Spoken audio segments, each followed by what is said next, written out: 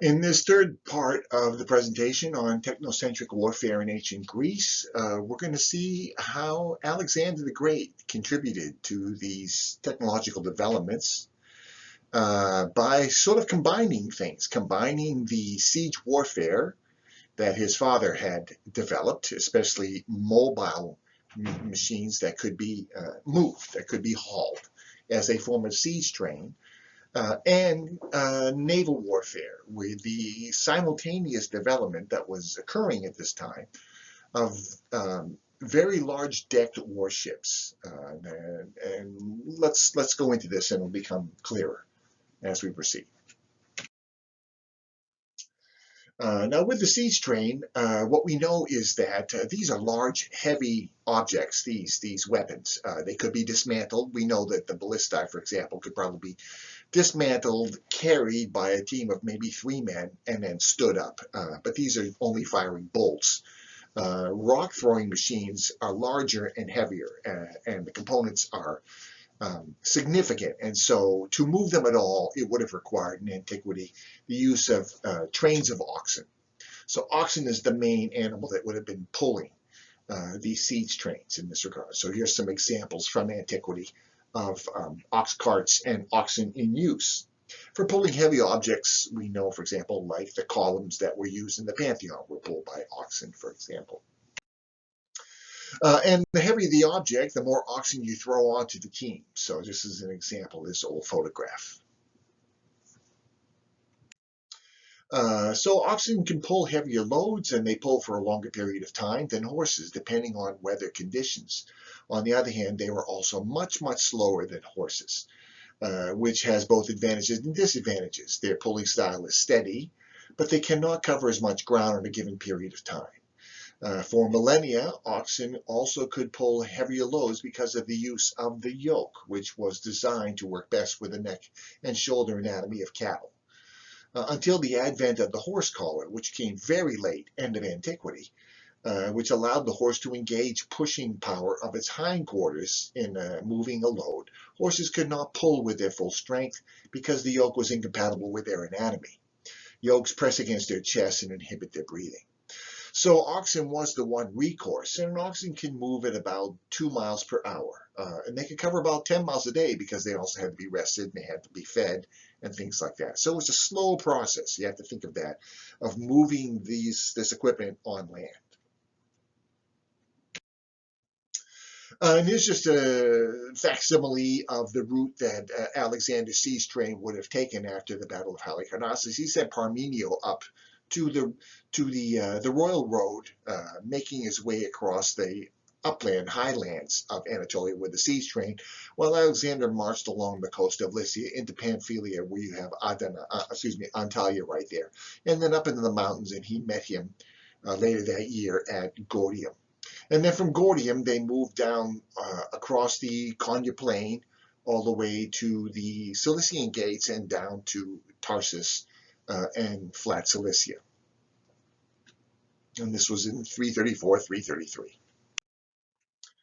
Now, at the same time, what we do know is that although triremes were seen to still be the main naval ship of the line, we might say, in this period, because basically these are naval battles between warriors, tactical battles. Decked ships had been coming online, and the most likely origin for them, once again, was probably Phoenicia or the Carthaginians, or a combination of the two. So decked ships, for this I encourage everybody to read the great book by William Murray, The Age of Titans. This is the rise of Hellenistic navies. And he explains their advantages and limitations. And the advantages are that they stood much higher than triremes in the water. These are much larger ships, whereas the trireme ram was probably about 1 meter long. The surviving rams, like the Atlath ram in Israel, are some 6 feet tall with a cowling and larger than me, in other words. And so the rams on the bigger ships were meant to clear the road. They literally, not just, and one of the things about trireme warfare is that they disable each other by using the ram. In the case of these larger ships, they can not only clear the road of these triremes, But they could even bash against walls that were built into the seabed at harbors, for example. And so that's point number one. Point number two, the deck enables them to carry any number of troops, marine troops, assault troops. And then third, what Alexander clearly demonstrated was the advent of putting these machines, these projectile firing machines, on the decks of the warships and then sailing around harbor cities and conducting a form of naval siege warfare. So this is the new development. Projectile firing machines on the decks of these warships assaulting the fortifications of harbor cities. Now, the disadvantages, they're incredibly slow. And they're almost like an aircraft carrier in that they have to have escort forces of triremes around them in that way. But they do form a new component for naval siege warfare. You don't take them out to fight naval battles necessarily, unless you're going after a target like a harbor where the defenders have to come out and address it, and you've kind of got them in a place where you can deal with them effectively. And exactly how these ships were designed, we really don't know. We don't have the necessary materials, surviving materials, apart from these cowlings and the rams, for example. So it's a problem. There's various hypotheses about these. One thing we do here that Alexander and later Demetrius will do is take two oared galleys, strap them together, put down a planking on top of them, and use them as a platform, like a catamaran platform, for very large towers to besiege cities. One theory is that it's not the number of oars when we hear about fours, quadriremes, quinquiremes, fives, even up to 10s and 16s. It's the number of men on an oar. So these oars are going to be very long, and it's going to be a slow and lumbering process. But it enables the weight to, enables the capacity to put towers up on top of the deck and fire at opposing forces from sea. Though one surviving fragmentary warship was found off the coast of, near Carthage, off the coast of Tunisia, Marsala. It seems to be a quinquireme.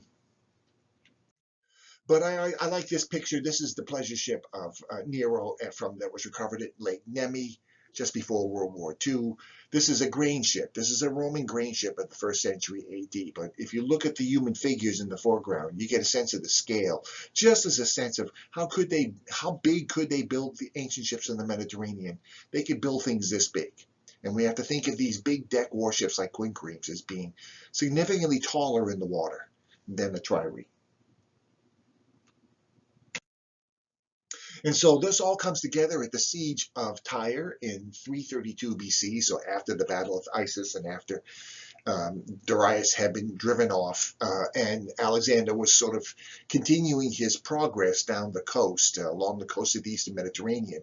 His original purpose was to deny the Persians landing places for their navies to land behind his lines and cut off his supply lines. Now it's a matter of just eliminating the last of the Phoenician navy, and the Tyrians in this era had been very, very loyal supporters of the Persians, and maybe drew the ire of neighboring Phoenician states such as Arados or Sidon, because they didn't seem to have any trouble joining Alexander against Tyre in this significant siege.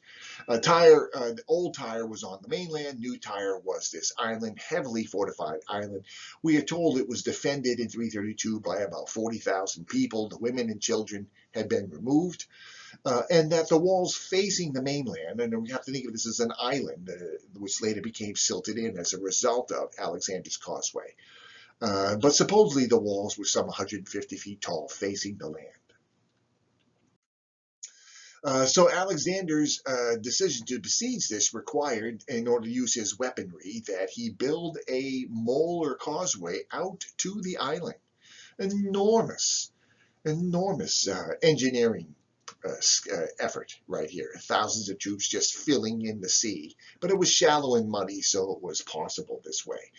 And then moving these giant artillery towers out there so that they could get within range of the walls.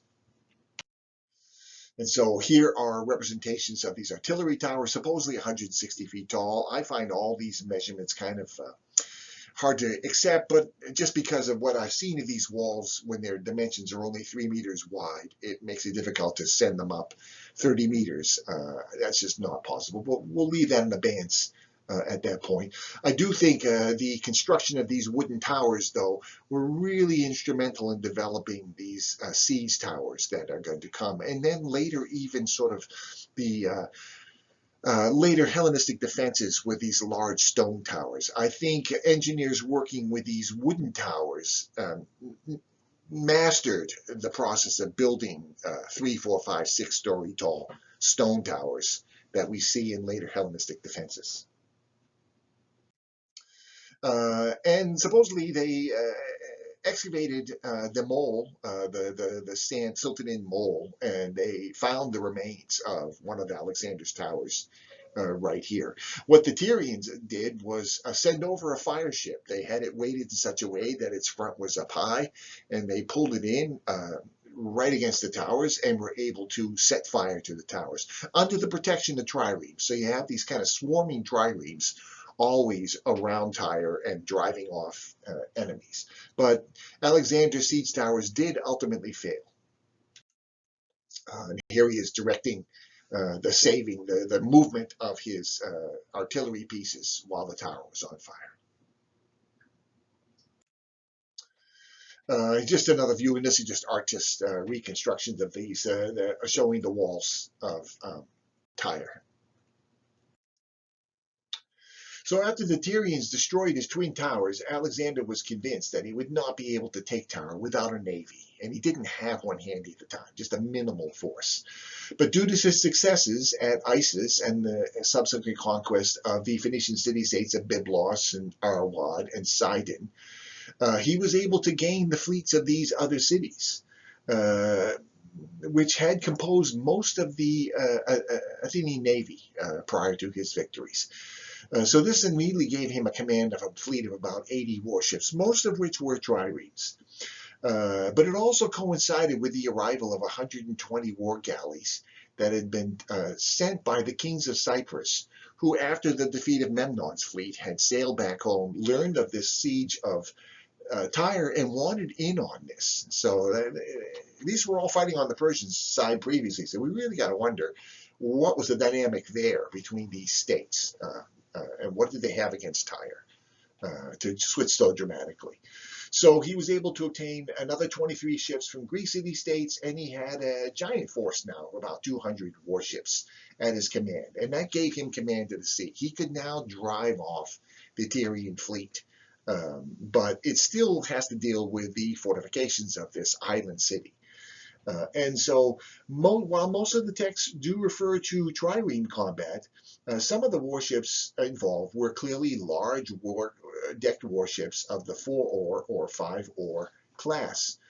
It's important to note that the Tyrians also possessed probably an equal number of these decked warships. So as Arrian notes, during a sneak attack by the Tyrians filled 3 quinquiremes, an equal number of quadriremes, and 7 triremes with the most expert complement of rowers possible, and with the best armed men adapted for fighting from the decks, together with men most daring in naval contests.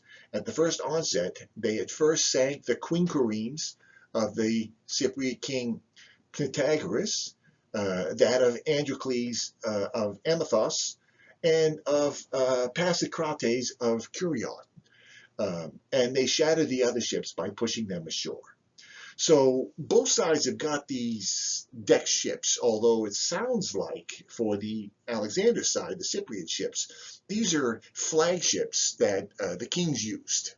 And so maybe they weren't that numerous, but they're here nonetheless. And that's my point. These things already were possessed in this part of the Eastern Mediterranean world. So this suggests that large decked warships served as royal flagships, but they existed. And what ensued after this was an engagement in the form of a naval siege conflict involving artillery barrages fired from the decks of ships. Alexander went so far, as I said, to strap together 2 probably triremes, and put down planking, and then put a tower on top of them and use it as a catamaran siege weapon. And with this force, he was able to sail around the defenses of Tyre and attack its weak spots on the north, we hear, and also in the south. And we have this discussion that he passed round the wall, projecting towards the south, and tested the strength of the works everywhere.